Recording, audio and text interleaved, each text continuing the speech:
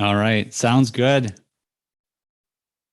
Well, welcome everyone. This is fantastic. This is exciting, and I've really done my best to not have too much coffee this morning. So we'll see how this goes.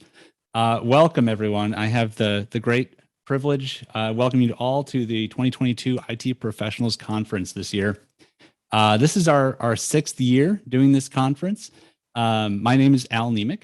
I'm currently one of the co-chairs for this conference, along with Amanda Thornton. My general day-to-day here on this campus is I'm a web operations manager for the College of Agriculture and Life Sciences, and been doing that for about 9 years now. So, although there's still everything that I see and do, I feel as though I'm still learning things all the time. There's a lot of great folks out there with a lot more experience than myself. So I want to just first of all go off and start to talk about how this is really a bigger effort than can sometimes be seen at first. There are so many people behind the scenes that do so much for this conference, and so this is a really big effort. Despite being a virtual conference, there's a lot here. So we're going to get into that and get a chance to see who those folks are and thank them as well. This year, we have 33 fantastic talks. They'll be highlighting a variety of topics that include everything from analytics, cybersecurity, privacy, code development, professional development, collaboration tools, and a whole lot more. So I look forward to seeing many and many of those talks. For those that have had a chance to see the schedule, you may see a lot of talks are sometimes in parallel times. Not to worry, those talks, everything will be recorded. So it'll be a great opportunity to see everything, even if you can't necessarily attend every single talk. Last year at this conference, we were kind of just starting to kind of talk about getting back to normal, whatever that might mean, or thinking that maybe normal's around the corner. And I think that, we've started to see a little bit of what that's like. And I think that the interesting thing about that is I feel, as I think about it, I feel like the phrase new normal isn't exactly always the phrase that really captures things, at least the way I think that, things are happening around us, both campus, locally, and on a broader scale as well. We reach for the phrase new normal because it means, if we want something comfortable, we want something familiar. We want that routine. But maybe one thing we can all take away is that change is the normal, right? That change is good. Embracing change is really something that we should be working towards. It's something that we need. We need to change to improve, the rights and livelihoods of our fellow colleagues. We need to change to improve our communities. Smaller changes are super important too. Just changing what we do day to day to make a big impact. If you haven't engaged with your colleagues in other areas lately, you should do that. If you haven't tried learning a new language or framework, try that out. You don't be afraid to share what you know. Because what you never know that what you know might change what someone else is doing, and do that and make that change for the better. What we do as IT professionals involves change, and not talking about change management specifically. It's just saying what we do involves a whole lot of change, and it's a really important aspect to what we do on this campus. Since we last convened this conference, we've continued to see the IT landscape change. We've adapted as new forms of work, including full remote, the hybrid schedules as they've come to be so far, and those have all become a bit more normalized. Mixtures of work schedules and locations blend together seamlessly, and that happens because of all the work that you all do. That happens because of us providing and supporting and engaging with the tools that all of you helped to implement and apply. So no doubt things will continue to change, of course, as technology continues to improve. I know right now we've got tools like Zoom, right? We've got Teams. I haven't had any meetings in the UW-Madison IT metaverse powered by NVIDIA, but I have to imagine that's coming at some point. So on a distributed campus, such as ours, the level of communication support that spans all of campus, despite each of us only making up, one small fraction, is just immensely powerful.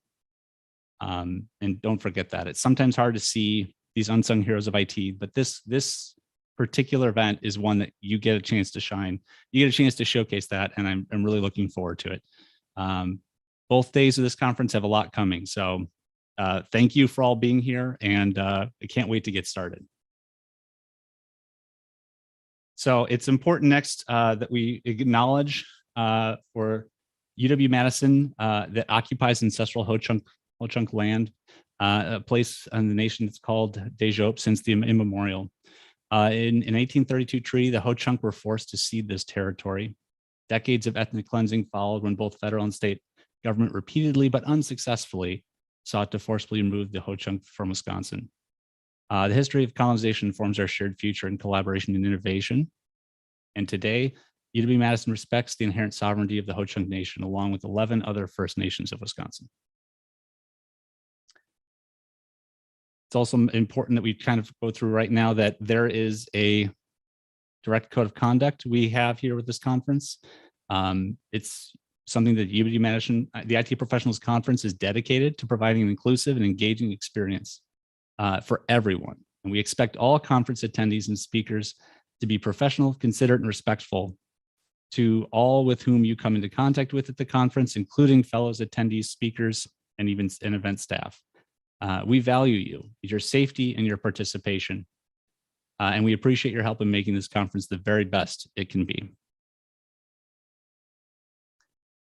And with that, it's also important that in this online conference, it means listening to moderators, being considerate of others in discussion, and giving everyone a chance to talk who wants it.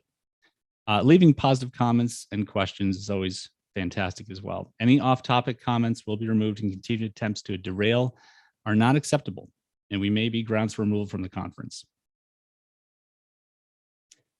So I'll be shaking the stern finger if we have to get to that. But I know that all of you here are professionals, and I look forward to seeing more of you as we get into this talk.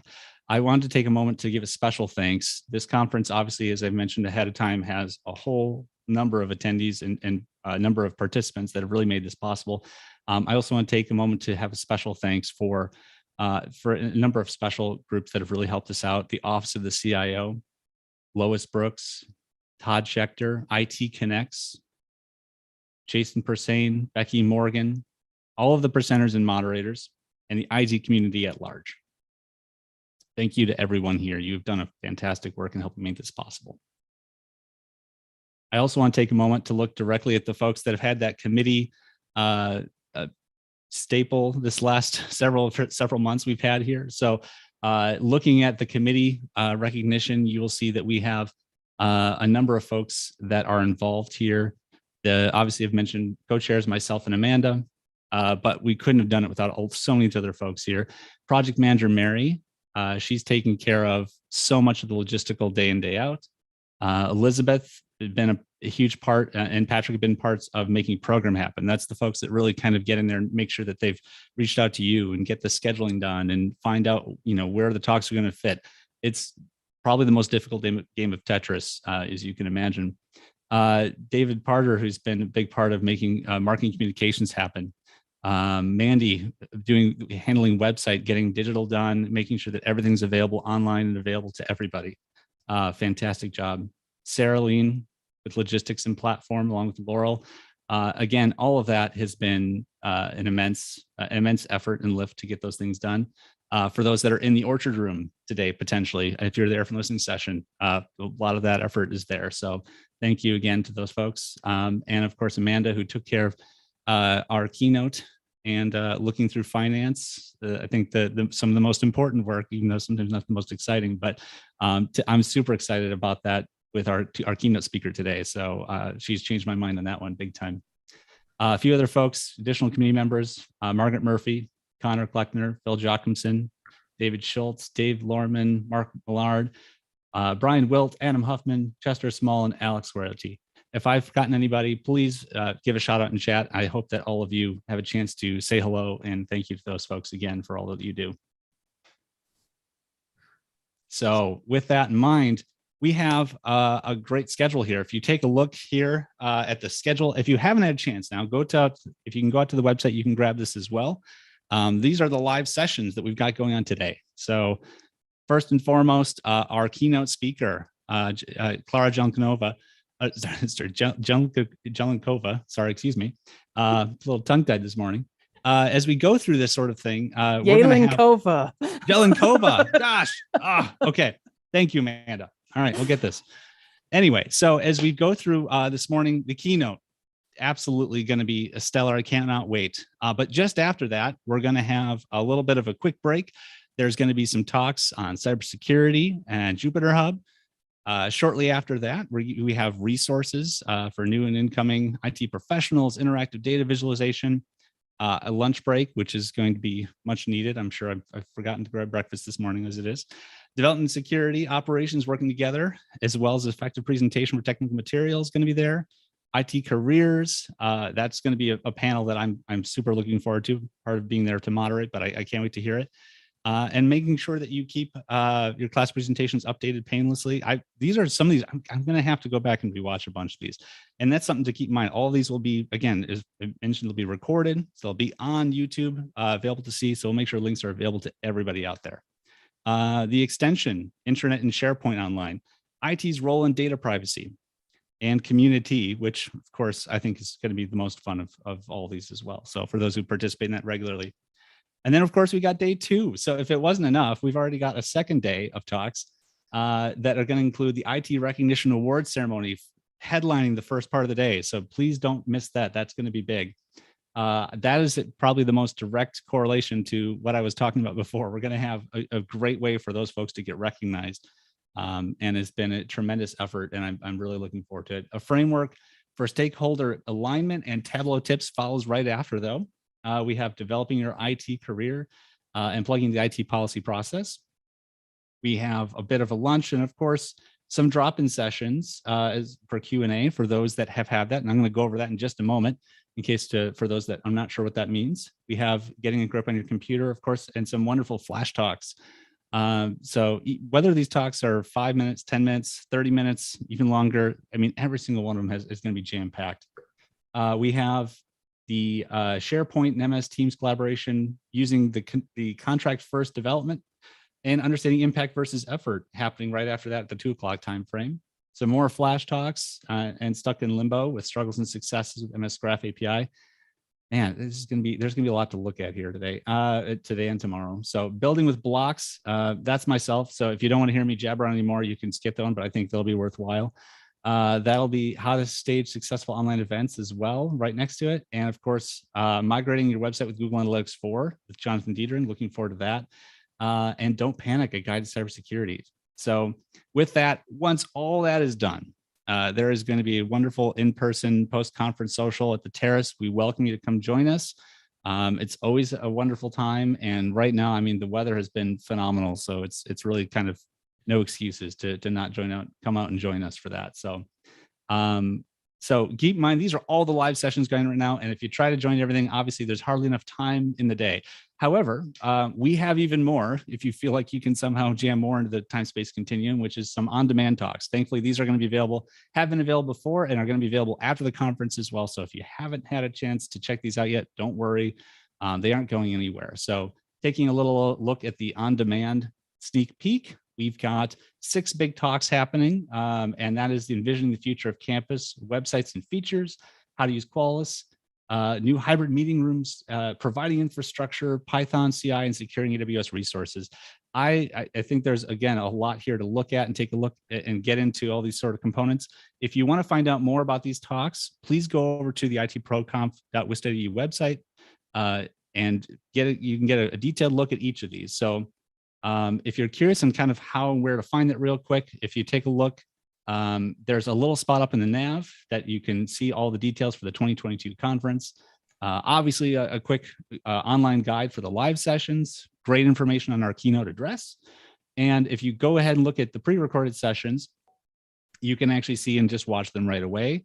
And then a little bit farther down below that, you can join the Zoom event for the live Q&A when that takes place. So that is something to when you get an opportunity to, if you have some of those times to watch some of those talks, a great chance to actually talk to the speaker still and ask them, hey, what was this all about? And get a chance to answer that question. So very much into that. Now, for those, of course, that are already here, you're already familiar with the fact that we've made some new changes this year to how the conference is using its platform, and that is going to be that we're using Zoom events.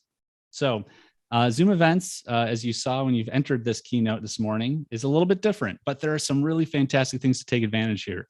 There is a wonderful lobby chat that you can keep in touch with all the folks that are just sort of attending the conference.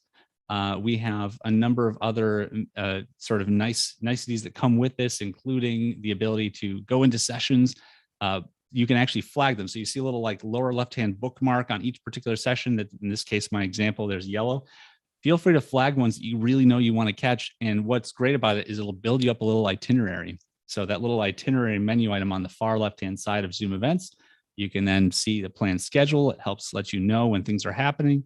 And in a really nice way to do it. So we're excited about using this year, and we're definitely gonna be interested to get your thoughts and feedback to see how well this worked, and see what we can do to kind of dive into that sort of thing. I see a question in chat here. I'll just mention quick. Where can you find the grid with the schedule? If you're looking for that and you go to the itproconf.wisc.edu website, you're going to see that there's the at a glance schedule right there on the homepage. And actually, I realize we need to add probably a link to that.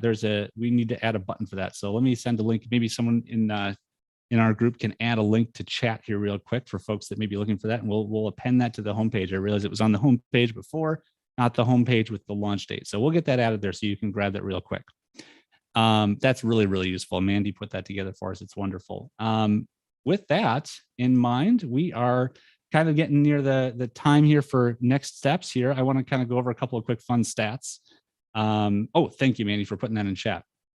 Excellent. So as we've done this last year, I want to do it again this year. We talked about what are the things that we've had. I'm sure this number has actually probably gone up since the last thing. We've had at least over 355 people that are registered this year for IT Professionals Conference. That is fantastic. 6 pre-recorded presentations that are all captioned with all the work that's done by the committees. There are over 33 live sessions / events. And, if we look at last year's coffee, the really important data that I think we had 197, it looks like here. We're going to see if we can up that this year. Not that there's a lot of pressure here, but feel free to take a look at the new coffee bar that we've put in for this year to kind of bring a little bit more community aspect to what we're all doing. Feel free to, if you have a drink, click the button, add it to the counter, and we'll see how close we get to the moon by the time this conference is over. So I want to thank all of you for being here. This is just a wonderful event and something that is really hard to put together, but always worthwhile to do. And with that, I'd like to hand this over to Lois Brooks, who is going to be our next speaker. You're going to have to, she's having a little trouble getting here. So. Oh, and that's all right. Okay. Well, so a couple things to keep in mind, and I could spend this little bit of time maybe talking about a couple of components that I think would be great to call out. So if you're looking at, I think there was a few mentions in chat because we'll mention this too. There's a bunch of ways to look at the live schedule. If you're looking through things currently, the at a glance I think is fantastic because it gives you that bird's eye view, right, of all of the different talks going on. You have Zoom events, which is also, all of these are in sync. So you can take a look at sort of that live schedule there, look at the speakers and see which talks they have. There's also a live sessions list on the website as well. And the differences, and you might be wondering, why did we bother doing so many different versions of this? But well, there's advantages to each and every one. The live sessions list on the website includes a few extra features too, including adding things to your own calendar. So if you want to just, drop them on your own work calendar and make sure you've got them listed there, a great way to do it. So that's something that's something to check out. We keep trying to jam pack more into these different features here. So I think, as some of you are, and many of you, I think there's many of you here that are basically, going to be fluent on this sort of thing. if you go through some of these things, you're like, gosh, I really wish you guys had done this to the website. This would be a whole lot easier to deal with this. Let us know. We definitely want to keep learning, keep improving this as time goes on. So I'm curious, actually, I'm almost curious to take a look. I'm gonna have to double check here, but for those that are haven't joined the coffee bar yet, that's something that was a little bit addictive when we got into it. Thank you. And I see that we added the at-a-glance schedule to the homepage as well. So a wonderful thing to take a look at. I see we're already up to over 4,576 milligrams of total coffee. Some of that a little bit scary, but okay, I shouldn't even just be talking. It's just already over 5,000 now. So anyway, that is I don't know if I should be disturbed or proud. I don't know. Anyway, if for those that get curious about how any of the components of the conference are going to be set up and working, let us know. We do have a few things as fallback I might as well mention as well. If you're having any trouble connecting any talks, please feel free to reach out to any of the folks that are in chat here. A whole bunch of conference attendees are going to be here to help out. And I think one of the things as well is that if you aren't able to access the Zoom events lobby for any reason, maybe using a mobile device, there's an alternative as well. We do have a Slack channel set up as well for some immediate support if you're trying to chat with somebody from the conference, if you're having difficulty getting in. That is something to keep in mind as well. I think there's going to be, at the very least, at least a dozen or so more folks watching this sort of thing. So you should be able to get an answer real quick if you're having any troubles at all. All right. Let's see. I admit I need to catch back up. How are we looking for? Still working on Lois. Okay. Did we mention the YouTube stream from here? We'll also have one for the awards. Yes. Yeah. Oh my gosh. I completely forgot to mention that. So yes, for those that aren't aware, there is the IT Professionals Conference YouTube channel that has been running for years. So it's also, by the way, a nice place to go back and maybe watch some of those previous year's talks if you'd like. But that is available as well. And we are going to be live streaming. Of course, we're live streaming this particular talk right now with our keynote. That is going to be going out over the YouTube live stream, and as well as tomorrow morning, we're also going to be live streaming the IT Awards. So a wonderful way. This is particularly useful for those that may or may not have, if you have someone that you'd just like to be able to jump in and see those events. It's a very low barrier to entry for getting a chance to watch those sort of things. So definitely helpful if you're working with somebody would like to attend and haven't done so. And I guess maybe on that same note, I'll mention as well, if you have anyone that is, just like, I was going to attend this thing and I haven't registered, it's never too late to register. Just go ahead and jump into the conference. If you hit join the Zoom event at the top of the website, those folks can still register and join us, and it would be well worth it. So I feel like I should be donating money. You're doing like a telethon, Al. I like this. Right. Please call 1-888-55. So thank you for supporting Wisconsin PBS. Right. Yes. We didn't set up a Patreon or something for this. I don't know what we were thinking. Yeah. So I think that would be the way to do things next year. We could self-fund this whole conference that way, I suppose. All right. We're gonna move forward, and I'm going to introduce our keynote. Lois is trying to get here, but having some trouble with Zoom and catching her in a loop, and yay, technology. Tech folks are furiously trying to get her connected. Maybe we can hear from her after if she's still available. So thank you, Lois, for supporting all of us in this endeavor, and as in the Office of the CIO as the official sponsor for this and IT Connects. So without further ado, Klara Jelenkova will be our keynote. Klara is the Vice President and University Chief Information Officer at Harvard. She is responsible for information technology strategy, policies, and services that support the university's teaching, learning, and research mission and business operations. Klara also leads Harvard University's information technology, Harvard's central IT provider that serves more than 50,000 educators, students, and staff. Before joining Harvard, Klara held a variety of IT leadership positions in higher education. From 2016 to 2021, she was Vice President for Internal Operations and IT and Chief Information Officer at Rice University, where she led in the creation and development of a new IT organization. She was responsible for strategic technology issues ranging from governance, policy, and resource allocation to protocol, organization, and operational issues connected to Rice's global footprint and interest. Under her leadership, Rice University received 2 CIO 100 Innovation Awards, 2018 and 2019. From 2010 to 2015, Clara was Chief Information Officer and Senior Associate Vice President at the University of Chicago, where she oversaw the central IT organization, providing common technology services across the university, its global centers, and biological sciences division, including University of Chicago-Madison. From 2006 to 2010, Clara served as Assistant Vice President of Shared Services and Infrastructure and interim CISO at Duke University. Prior to arriving at Duke, Clara spent 10 years right here at University of Wisconsin-Madison. Clara currently serves on the boards of Internet2 and several advisory boards of Fortune 500 companies. In 2021, Clara was elected as the Houston CIO of the Year. For her work to identity and access management, she received the Internet2 Leadership Award in 2019. Clara is an adjunct professor in management at Rice University's Jones Graduate School of Business. She holds a master's in education from Boston University and a bachelor's in economics and Slavic languages from the University of Wisconsin-Madison. And we are very lucky to have her.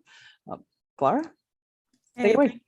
Hey, thank you. It's great to be, I would say it's great to be back in Madison, though it doesn't quite feel like I'm back in Madison. But, you know, Alice, maybe in future years. So thank you so much for this great intro, Amanda. It's a long intro. I'm sorry. I apologize to everybody. But let me attempt to share screen. And let's get going with this keynote, and hopefully it's going to cooperate. All right. Can you see the right portion of that Zoom? Terrific. Love it. So what I would like to talk a little bit about is kind of how do we as technology professionals use our voice to make the technology designs more inclusive and accessible. And I think when we are just kind of thinking about this, it really helps us to look back, right? Look back at the last 2 years. And quite frankly, the last 2 years have been absolutely awe-inspiring. I have done little research on UW-Madison looking at DO-IT's annual report. And these stats are from DO-IT's annual report for 2021. But, you know, basically we were able to cram 10 years of digital transformation into a few months, and then we just, you know, kept going. But if you remember in March of 2020, and maybe it was different at UW-Madison, but, you know, people wondered, you know, was internet going to melt down, and was Zoom going to be able to handle the load, and was AWS and Google really up to having all of these people learn remotely? And none of the kind of dire predictions happened because the technology was not the problem, right? And what really ended up being at the core of this digital transformation was the movement of all of the faculty and students that were primarily interacting in person to moving to being to interacting online. And so these stats, you know, the shift of 8,500 courses to remote instruction, the changes that had to be done to backend systems, the spike in user volume, securing video conferencing. I mean, we all remember Zoom bombing, I'm sure. Incredibly impressive. And I hope that it's during conferences like this that you take the chance to kind of look back and say, hey, we did a really great job, because you have done a phenomenal job and you should be absolutely proud of what you have achieved. Just thinking about Harvard, it's a very similar story. But I think the way that we frame it when we talk to our stakeholders is not necessarily about kind of, you know, what was the effort, but really thinking about the fact that the reason why the switch in March was so successful is because we were actually ready. We had all of the tools that we needed to have to put together that emergency kit, which is why you have the pictures of the emergency kits, to put the emergency kit together. We didn't really have to deploy anything new. We just had to pull it together and make it available, and you know, and make sure that people knew how to get help. We had the technologies installed, we had user guidance written, we had help desk ready with answers. We were really primed to respond. And it is due to all of the work that led up to it and all of the investments that technology teams across the country at universities have made. And we basically shifted to being in a world, in a digital world that we have created.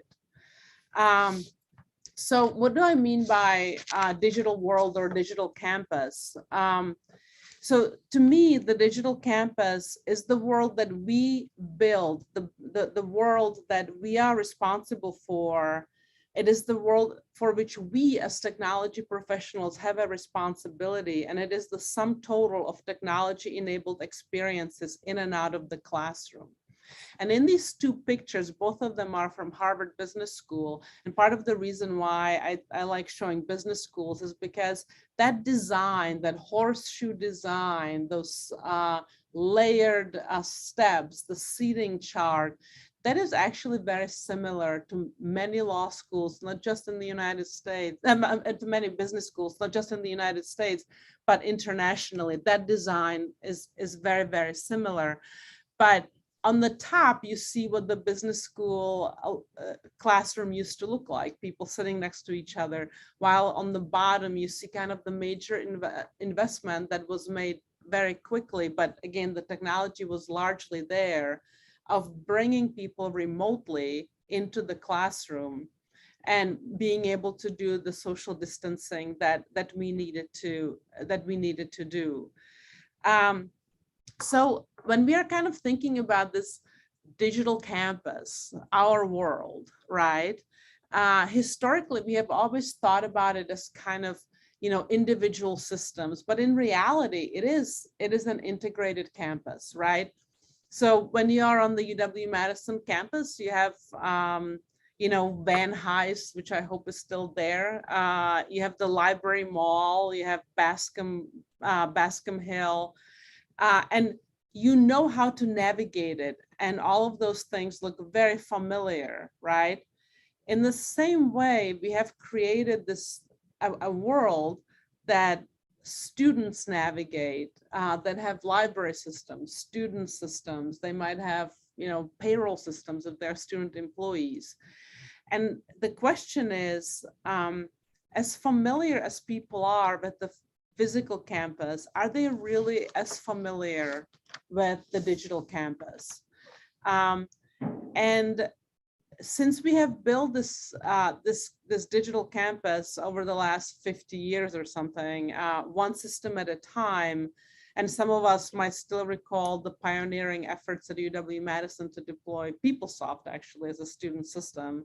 I think the question that we need to ask ourselves are we just builders, or are we also architects? Are we designers? Are we designing this world, or are we just building to specs that somebody else is specifying for us? And then if we are designers, we need to kind of step back and ask ourselves a fairly important question, which is, how does this world actually feel to the people that are walking through it? And so that takes us to our first Zoom quiz that I hope somebody is going to help me, but it's a poll. And the question is, when you're thinking from an end user perspective about the kind of digital campus that UW-Madison has created, what does it feel like? Is it beautifully designed as the picture in the bottom left? Manicured lawns, all the buildings kind of look the same, very cohesive look. Is it utilitarian, which is, the picture on top right, real functional, perhaps not as friendly as it could be, but, solidly built, right? Or is it something that is kind of evolved organically, which is the top left picture, where things are kind of connected. Sometimes there are power cables that are strung between apartments potentially. Some houses have air conditioning, some don't. this is the street for people to walk up? Is the street for a rickshaw? Is the street for a car? Does it feel like a world that was organically evolved? Thank you for answering. And if you could just finish your answers, that would be great. Anybody else wants to jump into the Zoom poll? I think we kind of stabilized there. So it seems like organically evolved with point solutions is the answer. So thank you. That's interesting for us to kind of ponder, right? And a more interesting question, which is the next question that I would like to ask you, and as you have been warned before we started, this is an interactive session in which you actually have to share your viewpoints. The question is, why did you choose one answer over another?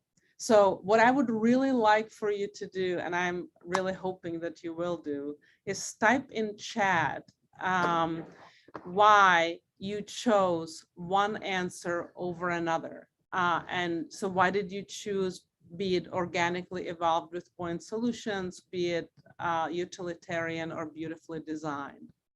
If you could just type that in chat. Amanda, do we have any answers coming in?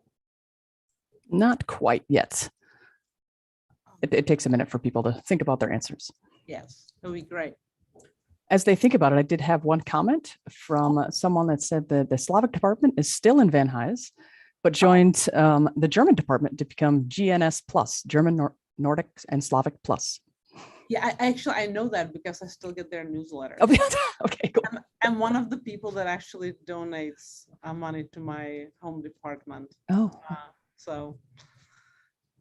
Because if it was not for Slavic language department, it's really doubtful that I would have gotten my degree, that I would have actually finished, because they had amazing amount of patience with me.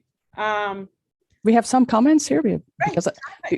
What do we have? So we have, because I participated and experienced the organic progression directly, or that it felt organically evolved because everyone needed to respond quickly with no time for central coordination and planning. So it kind of had to.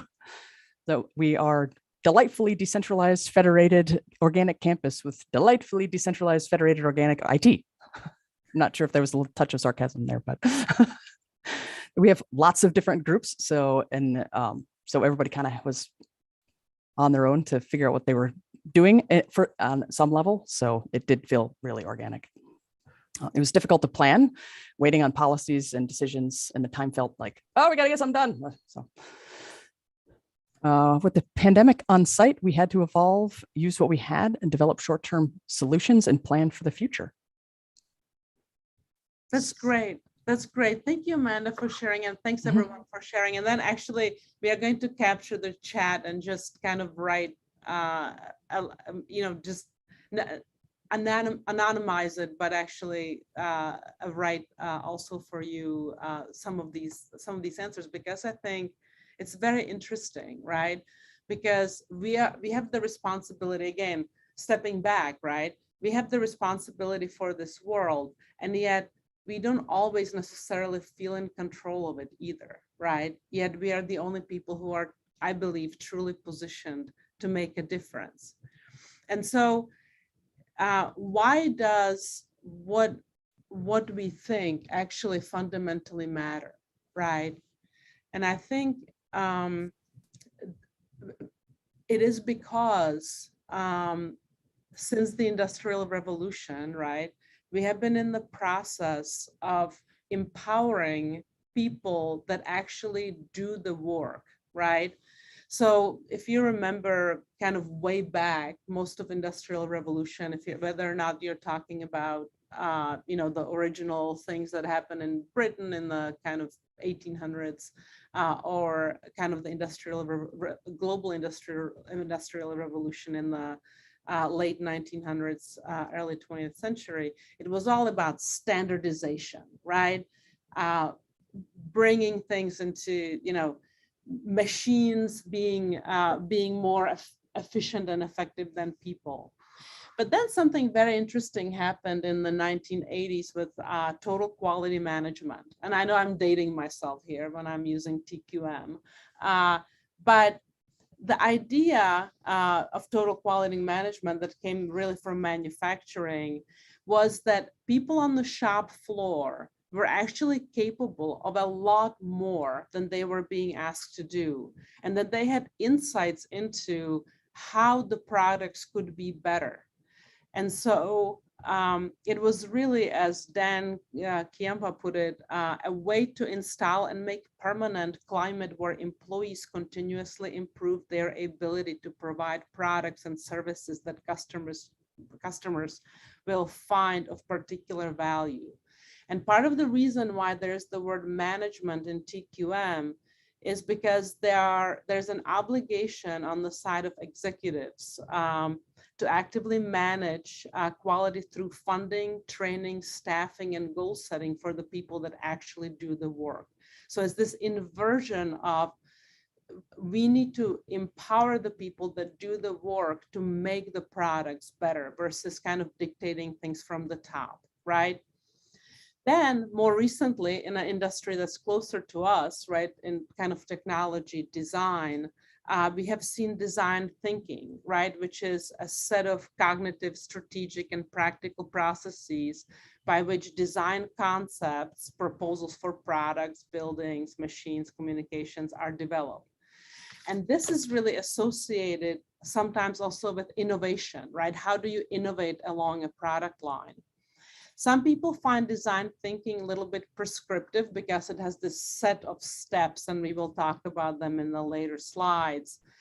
But given that most people in technology are not really used to kind of doing ethnographic research, for example, or being embedded in customer experiences, the structure actually helps people to engage a little bit in a de-risked, right? It de-risks the process. As Karen Hansen, who is an author and a really great designer that has worked across a number of industries, said, structure helps immensely in changing people's behavior so they know how to proceed. A lot of what we do is a habit, and it's hard to change habits, but having clear guardrails can help us. So having an organized process, whether or not it's TQM or design thinking, allows people to start innovating with kind of confidence, where they are no longer worried about making errors in a space that they are not very comfortable with, such as deeply engaging with their customers and trying to co-create a product, because the structure kind of gives them a way to proceed without necessarily having to, feeling uncomfortable, right? So really, what is happening when you have any sort of a design thinking process that we engage in, it's not just about co-designing a product, but it is about a change that we all undergo as a process. And one of the key elements of it is really this obsession with the customer experience, right? And there's no doubt that focusing on customers can build a successful business, right? Jeff Bezos is known for his customer obsession. He actually speaks about it at conferences at no end. And Amazon's work backwards process is one of the things that is actually, fully embedded within the company. And this process really starts, as the name suggests, at the end, right? Where a product team is asked to first draft a press release of a successful product that announces the product's availability. And the 5 questions that you're going to ask are all customer centric. Who is the customer? What is the customer problem or opportunity? What is the most important customer benefit? How do you know what the customer needs or wants. This question of how do you know it is very, very interesting. And what does the customer experience look like? And people spend quite a bit of time trying to describe it, right? And really understanding the client is at the core of that, of basically Amazon's innovation. And if you have not had a chance to take a look at Working Backwards, there's a very good booklet for that. You can just Google Amazon Working Backwards. And they actually have a booklet available that's for public sector, which was, people like us. Well, in a very similar way, the design thinking process is also obsessed with customer, right? And it asks this question, what is the job to be done, right? And it really puts on its head a little bit the more traditional customer research, which can be a pretty impersonal experience, right? Where you have an expert that comes in, usually from the outside, that reviews data from focus groups and surveys, and kind of draws inferences about customer needs, right? And so then the better the data that the expert has, the better the inferences, right? But the trouble with that approach of kind of building from things that people say they need is that you actually do not look at needs that are not expressed. So it's an incrementalist approach. It is not an innovative approach. And so I'm sure you have all heard the Henry Ford quote, if I asked my customers what they wanted, they would ask for a faster horse, right? And so what the design thinking is aimed at doing is really understanding, having people who are the designers, the people that know the product, the technology experts, such as yourself, understand the clients so they can innovate the needs that the clients perhaps have not themselves expressed.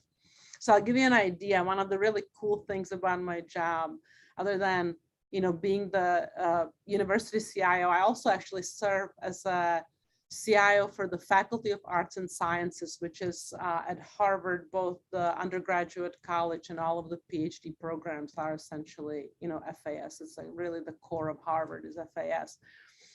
And in order to understand better what it feels like to be a person in FAS, we are doing this, what we call landscape studies. So we have by now interviewed over 250 people. And so that's a purely ethnographic research. And the reason why I'm sharing this is that when you interview that many people, and each interview is maybe 20 to 40 pages of text, right? When you are fully transcribed. The thing that gets a little daunting for people that are more quantitatively driven, such as most technology people, is that they just don't know what to do with this mountain of data, right? It kind of gets a little bit overwhelming. And so how do you actually draw insights from, interviews that might appear if they were bound as kind of the length of War and Peace, right? And so that's where the design thinking really, really can help, right? Which is the idea of the gallery walk, which is the photo that you actually see in this picture, where the designers start to portray the clients, right? Usually with pictures, often with snippets of their ideas. And each one of the clients has a kind of a poster, and those posters are shown around kind of this gallery, right? And then stakeholders, the clients, actually come view the gallery and are writing on little post-it notes, hey, this is a good idea, this is a good idea, this is a good idea. And then there's a brainstorming that happens. And the objective of the brainstorming is a dialogue between the designers, the technology people, and the potential customers on kind of what are the possible solutions. And that can be incredibly powerful because you start to think about what is possible, right? So you kind of step back and start to remove constraints from your thinking, and you start thinking about what can happen, what can be possible. And then very quickly, you start moving into prototyping, right? And the prototyping is not your usual, we are going to have the product 90% baked, and then we are going to show it to people when actually we cannot make any design changes anymore. It is prototyping very early on with kind of extremely simple prototypes and getting to minimum viable products, right? And so, and you're working on it with the clients hand in hand, and really kind of there's this bias toward action and bias toward learning in action. So I'll give you a quick example of where we use this again in FAS. Just like a lot of universities, we had a bit of a rough start this fall with wireless. And if I remember correctly, UW-Madison also was in this situation. There were a number of other institutions, because basically what happened was, as people were remote, the wireless networks got upgraded multiple times, and sometimes there were just issues that needed to be addressed, oftentimes in collaboration with the vendor. Anyway, we had a little bit of a rough start, and the troubleshooting was not simple. And a faculty member came to us. So we had faculty members. We were engaged with the faculty members, meeting with them, giving updates to the deans, making sure that people knew what we were doing. And we had a faculty member who's also our Dean of Science, Chris Stubbs, suggested, well, why cannot you just monitor, instead of monitoring the network, forget about the network, why don't you monitor Zoom and be able to show what are people's experiences and latency experiences in Zoom using Zoom logs. So forget about where the throughput problems and the latency are happening on the network. That's actually not the important question. The important question is to be able to model visually what is the lived-in experience of the people that are, trying to join what at the time were hybrid meetings. And our networking team, which is a phenomenal team, in a few weeks was able to build a prototype that we then moved into production, again, working very closely with faculty, that would show issues in buildings. And guess what? Sometimes it wasn't the wireless. It was other things that those were other things that we needed to work on. But just this idea, being able to capitalize on the idea, but also thinking about the fact that when we were troubleshooting this problem, it was not necessarily about fixing the network, right, or working with the vendor, but it was about how everybody can have the experience that they need to have on Zoom, and really looking at it from their perspective was, in my mind, an example of really nice application of design thinking, understanding the customers, living, looking at things from the customer viewpoint, designing something that allowed us to learn and quickly address issues. And it was a very good process. So this is just an example of design thinking, and where I have seen it in my work well applied, not by me necessarily, but by the people that are on our team that really have embraced this idea. Because at the core of it, and I think this is a really important point, at the core of design thinking, just like at the core of the Amazon's working backwards process, is the mindset. It's our mindset. It's how we show up for the work, right? And Stanford D School has a very nice outline. You can actually go there and look at it. The visual is also their visual, but more important than the specific steps is really the fact that the mentality of show don't tell, right, which is communicating through the use of experiences, visuals, and stories, instead of just kind of saying, well, this is what the screen, instead of just communicating through like lengthy emails, right? Focusing and having empathy for the user. What does it feel like for them? Sometimes what you see is kind of this tension between the end users and the technology people. And empathy is a very, very important tool that we can use that allows us to actually unlock new ideas in ourselves once we have empathy for the users.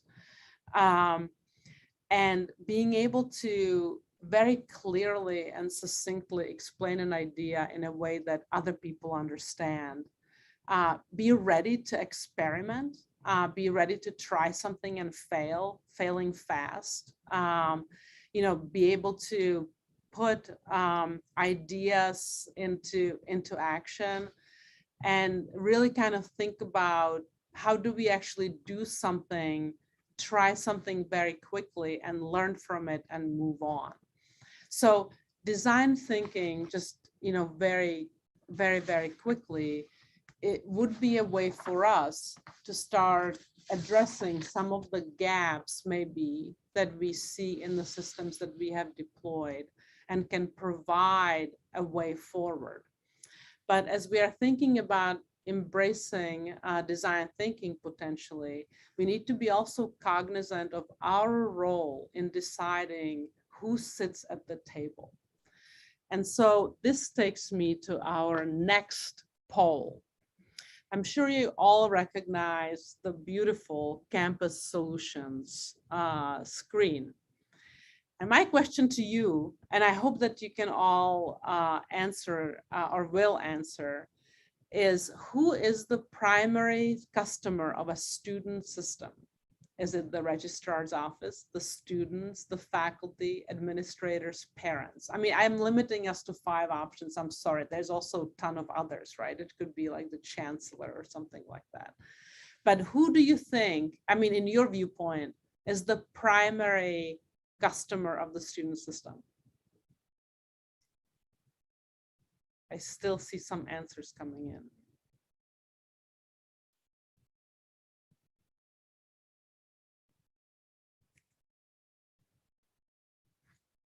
I love this. I mean, thank you very much, organizers, for allowing me to have Zoom polls. I'm deeply thankful for all the work that went into it. So it seems, I think we are about ready to end this poll. That was a quick answer. I'm going to share the results. I hope you can see it. But the there is answer. Sorry, what? There is a couple of points made in the chat of like, well, who should it be versus who it actually is. So sort of. We'll get there. Yeah. So we will get there. We'll also have a discussion. We will have a group discussion. Okay. So everybody, it seems like the overwhelming idea is that, it's the students, right? And so hang on to your horses for a second. The question here is, who gets to choose the customer? So, knowing that it's the students, who gets to choose the customer?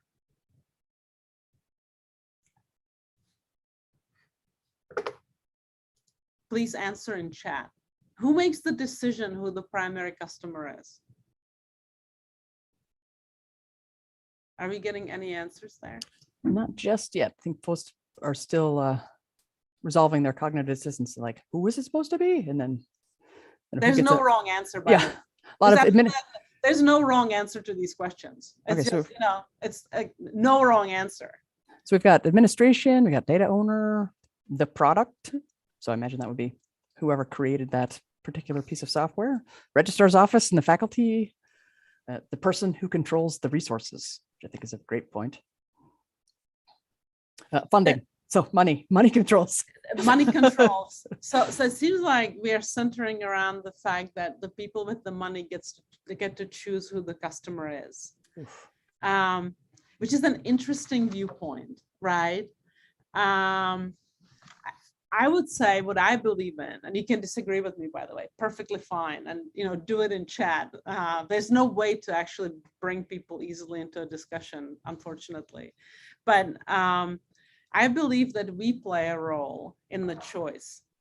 And the reason why I say that is because at the end of the day, when you are deploying a student system or a HR system or finance system, a lot of the time it is us, the technology professionals, that facilitate the meetings, that send out the invites, that keep the notes. So even though we may feel like we don't necessarily have the power to choose, we play a role, a very important role, and we can use that role to shape the future, right? If we are willing to embrace the role. So that kind of takes us to a slightly different idea from design thinking, which is the idea of critical design. So what is critical design? So Bartzel and Bartzel talk about critical design, especially as it relates to human-computer interaction, that this is an area where, like basically what we do, right, is human-computer interaction, right? We are modulating between how people interact with computers by the products that we deploy. And so their viewpoint was that we are collectively asking what it means to live in this electronic world we are creating, whether this world reflects our values, who is entering into this world, what are we designing, whom are we leaving behind. We are looking beyond concerns about usability and professional support tools. There has been a steady increase in focus on issues such as user experience, social justice and activism, values-oriented design, post-colonialism, etc. So the idea is that what we can embrace through our role as designers are some kind of bigger issues than just technological issues, but actually thinking a little bit about some philosophical issues. And looking at critical design as potentially a extreme example of this, right? So critical design is a term that has been introduced by Anthony Doon and Fiona Raby. And it's a form of research. It's a form of showing people, kind of making them wonder, making them question what is actually happening behind the design, with the kind of overarching idea that harmful ideologies are perpetuated through design work, and that designers, us, the people that design and implement solutions, are ethically implicated one way or another in the problem domain of who gets to make decisions, who is heard and who is not heard. And so this is really the goal of critical design. Is it's very, very usually extremely abstract, and it's to make consumers think about decisions that they are making, and it's really more, it's unlike design thinking, which is quite prescriptive and you can follow a set of steps. Critical design is really much more about professional ethical stance for designers. So they really, what Doon and Raby talk about a lot is, what is our attitude, talking about staging a dilemma, right? So an example of this, so to stage a dilemma in order to look at the underlying values under the product. So this is a design called P-Timer, which predates, by the way, the pandemic, predates Zoom, but I have fallen in love with this critique during the pandemic.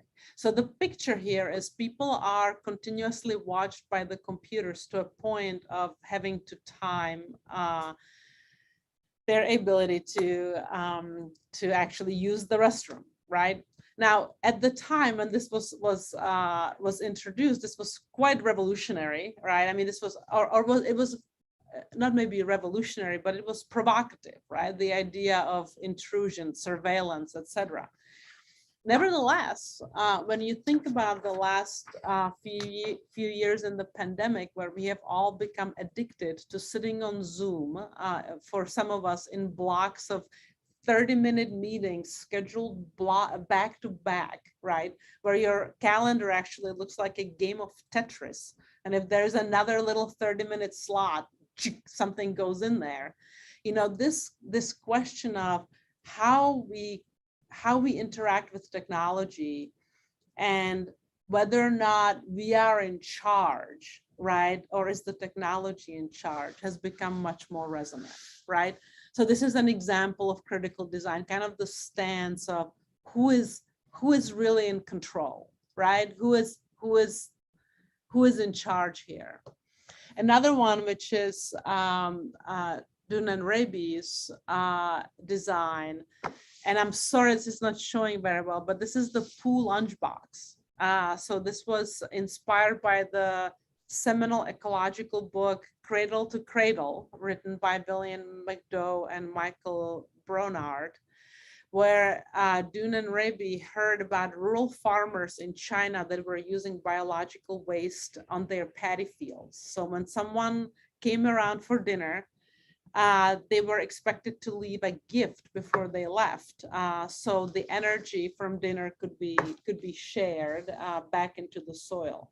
So they asked themselves, like, if you think about something like this, you know, what would that actually mean societally? What would be the implication? And in this scenario, in this provocative design, they said, well, maybe lunchboxes for children would change. So on the left hand, there's food, and on the other hand is the thing that you bring home, right? And once you did that, you would have to, you know, rethink how toilets work, because you would have to be able to capture, right? Now, you can think that this is completely absurd, and I would say satire is incredibly important in critical design. But the truth of it is that we are continuously depleting the environment, right? And maybe this is a very dystopian future view of where we might be headed, you know, if we cannot potentially get certain global warming and other elements under control. So again, it's just an idea of making people uncomfortable, right? Both of these designs make you uncomfortable in order to make you think about some of the underlying assumptions. And so in critical design and this kind of level of satire and you know, maybe taking taking thoughts quite a bit into an extreme, can be sometimes helpful when we are facing ethical dilemmas.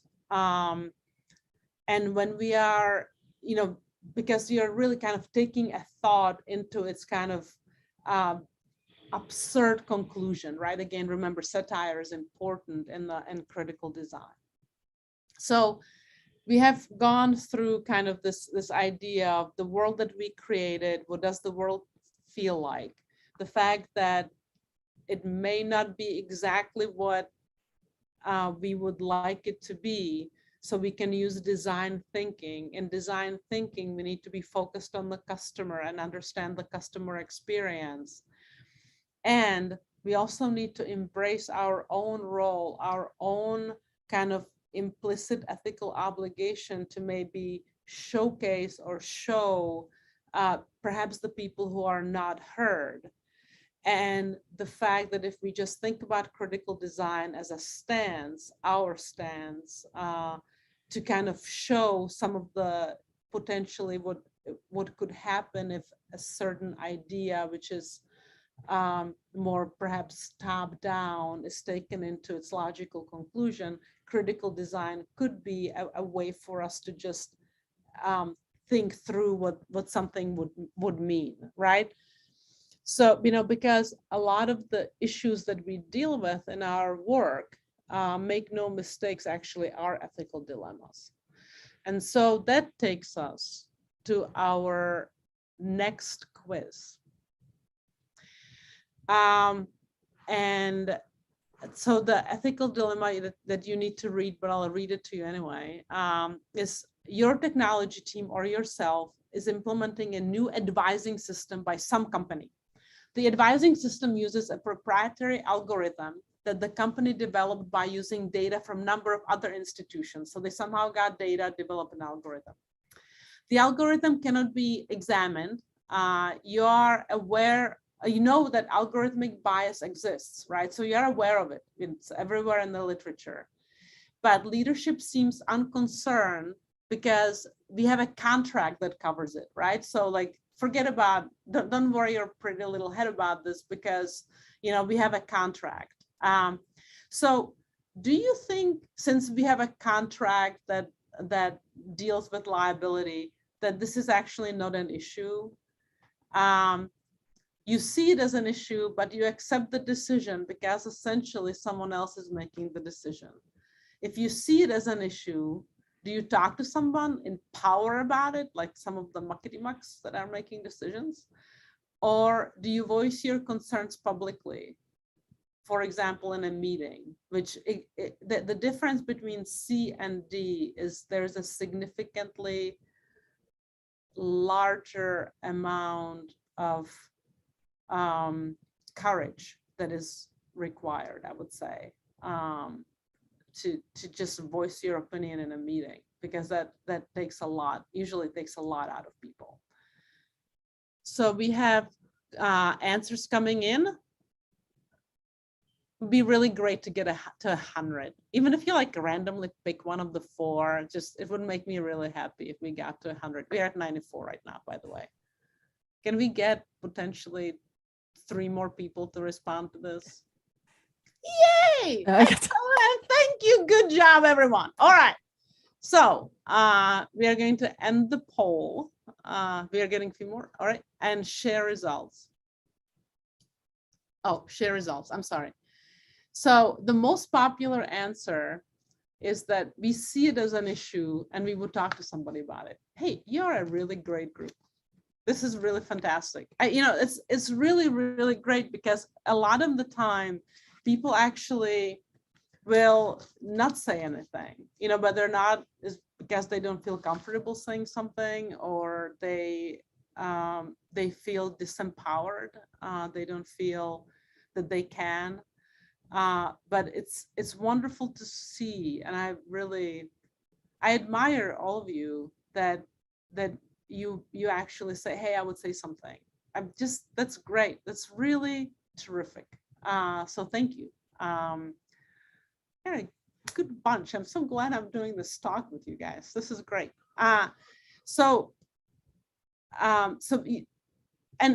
This is just one example of an ethical dilemma that you might face as you are kind of navigating, designing the digital campus. You know, you will encounter these ethical dilemmas, and the fact that you embrace the ability to step back and think about it and say, hey, like, is this really right? Does this smell right? Does it, you know, is like, what is my role? And you kind of don't delegate your power, but rather embrace it and say, hey, like, you know, I have a point of view and I want to share my point of view. That's incredibly powerful. And as you know, especially around algorithms and learning analytics and in all of those spaces, there are issues, ethical issues that come up, right? You know, it also comes up in social media, you know, use of personal data, etc. And the fact that you're attuned to it is very powerful. So that's terrific. That's great. All right. So again, we are, you know, we know that we are creating a digital campus. We know that we can use design thinking to really get better viewpoint from the customers, right? To just kind of embrace their viewpoint. We know that we can embrace critical design as a kind of a stance, our stance of just kind of questioning the status quo, right? So we can be innovative, really thinking about implications, and then use it to surface ethical dilemmas that we may be faced with during our work. The last piece and last idea that I just would like to very briefly talk about is this idea of polarity. So once you start talking about ethics, you really start to think about this, what is often referred to as both and thinking versus either or, right? So I'll give you an example of what a polarity is, and we are going to talk about it a little bit in a second, is when you have a pair of ideas that are interdependent, one cannot exist without the other. So the most classic example in higher education is centralization versus decentralization. I cannot tell you how many times I've been asked this question about centralization and decentralization. And I have worked at universities that were at different levels of the spectrum of centralized and decentralized. I am currently at an institution that is, without a doubt, one of the most decentralized places. And I know that UW-Madison might think that it's more decentralized, but let me give you a case in point. For us, if you look at the financial reports of Harvard University, we actually report income and endowment by school because the deans actually have the responsibility. So the schools have full responsibility. So, I understand that UW might be decentralized, but I still think we kind of win because structurally we are even more decentralized. But I have also worked for schools that were more centralized, and they were all excellent schools. And so if you think about the polarity of centralized and decentralized, the truth of it is you have excellence on both ends and anywhere on that spectrum. So in some ways, an institutional excellence is path independent. It doesn't matter if you are going to be, the path to academic excellence is not really through more centralization, right? I mean, it's, academic excellence is about something else. And so the reason why one answer is not better than the other answer is because each one of those two answers, centralizations and decentralization, has a downside and an upside. So every time you choose one, you have to manage the upside or the downside, and you need to decide where you want to be on that continuum of any given polarity. Now, we are not going to have very much time because I'm actually rapidly running out of time. But just for you, and you can look this up because I don't know if you noticed, but everything that I have shown you is either credited or have citations. There's a great article about managing multiple polarities by Carmel McNaught that talks about innovation and change in higher education and the types of polarities that higher education often has to manage. And some of these things, I would not quite phrase them the same way that they're phrased in the text. I wouldn't say central versus devolved. For me, it's centralized versus decentralized. But she kind of talks about these types of polarities and how we think about them. And you can see that there's a number of them, right? Top-down decision-making versus bottom-up decision-making, management versus scholarship, which is usually the tension that you see between a center and schools versus departments. Auditing versus evaluative feedback. This is often this actually comes up in K through 12, right? The difference between having standardized tests and teaching to the tests versus understanding what is actually really happening in the classroom. We talked about central versus devolved, integrated support versus piecemeal support, right? Mass change versus growing individuals, competition versus collaboration. And so just realizing that when you are you're working through complex ethical dilemmas, that you might be actually dealing with a polarity, and there's no one right answer, but rather the question is where you want to be, or where the institution wants to be on that spectrum, is sometimes a helpful viewpoint.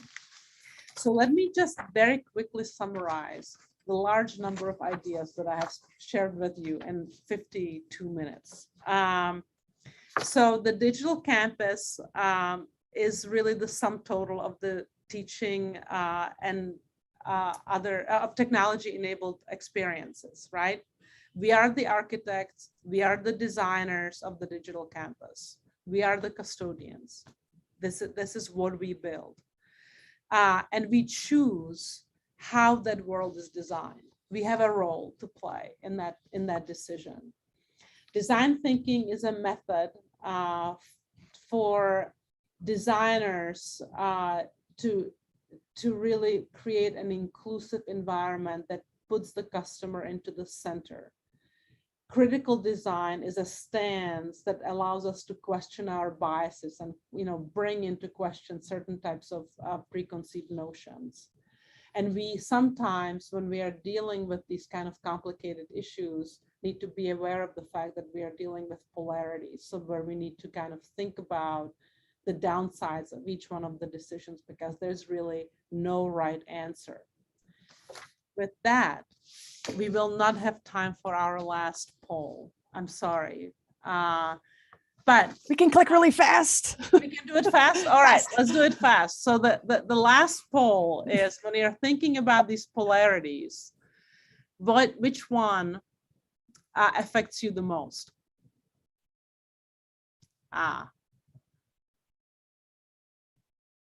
You're going to have roughly 30 seconds. People are clicking really fast, though. Yes, yeah, this is amazing. This is actually the fastest poll we have done. It seems like we're actually getting hang of it.